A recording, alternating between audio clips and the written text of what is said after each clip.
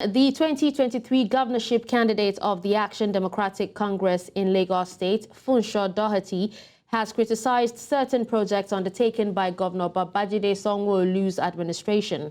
In an open letter, Mr. Doherty, a chartered accountant cum politician, addressed Mr. Sanwo-Olu regarding some contract awards reported by Lagos State Public Procurement Agency.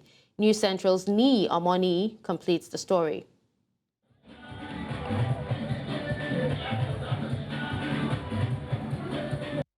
In the letter, Mr. Doherty highlighted some budgetary allocations he believed require further review and explanation to the public.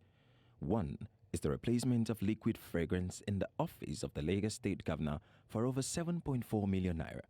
The use of official government funds for political expenses, such as the decoration of venue for political delegates Congress to a tune of 20.8 million naira, and the sum of 400 million naira for chartered plane flying hours at the expense of the Lagos State government. It is also not evident why there is a need to purchase 30 brand new buses to a total cost of 2.2 billion naira for the use in the pool of the Office of the Chief of Staff. Fund awarded to the Office of Deputy Governor to a sum of 60 million naira for monthly outreach and empowerment for indigent citizens by the wife of the Deputy Governor have also been questioned if this should be funded from the budget, although it is a laudable intention. While some allocations have been relatively termed shady and outrageous, others note need further justification for such substantial costs at taxpayers' expense and also value for money. A whopping 2 billion naira was awarded for rechargeable fans, lights and fridge in the office of the Deputy Governor. While it is not clear if the Office of the Chief of Staff should be engaged in the supply and distribution of chickens, 18.4 million was awarded to the Office of Chief of Staff for the supply of 2,000 Noila chicken across the local government areas and wards in the state, not leaving out the 440.5 million naira to procure bulletproof luxury SUVs for the Office of the Chief of Staff. Citing the state government's register of public procurement awards for the second and third quarters of 2023, Mr. Doherty also questioned the 69.36 billion naira allocated to repair an existing road linking Etiosa and Lekki, calling for an independent assessment of the contract value. There is also the allocation of 12.4 billion naira for consultancy fees for the Lagos Mega City project and construction of bus corridor in selected locations across the state.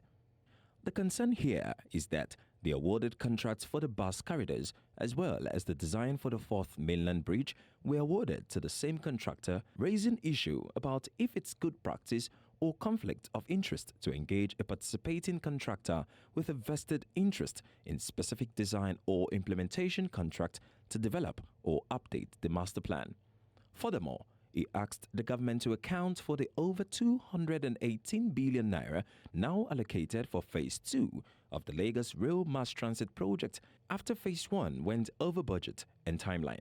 Other concerns include the induced pressure on some MDAs, such as the Lagos State Park Authority, to generate revenue due to its high operation cost and the non-disclosure of agreement of who bears the responsibility to monitor, report and manage the Imota rice mill, which was built at a substantial cost.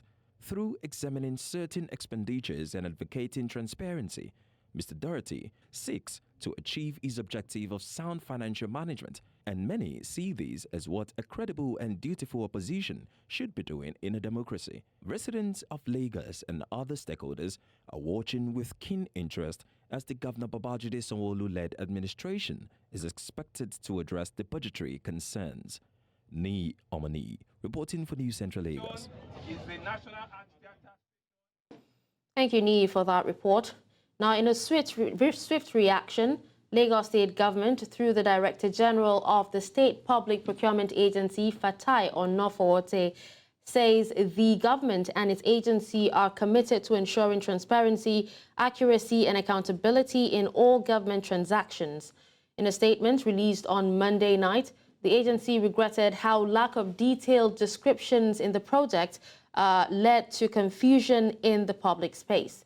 The procurement agency says it emphasized with public concerns and extends its sincere apologies for any distress caused. According to the statement, the agency never intended to cast doubt or cause misunderstandings that might tarnish the reputation of respected individuals and organizations involved in these transactions. The statement also attempted to explain the position of government on some of the spendings that triggered outrage on Monday, particularly the payment of consultancy fees running into billions of naira and the purchase of luxury and other vehicles in circumstances that suggest insensitivity on the part of the government. This conversation will continue and we will keep it in public interest.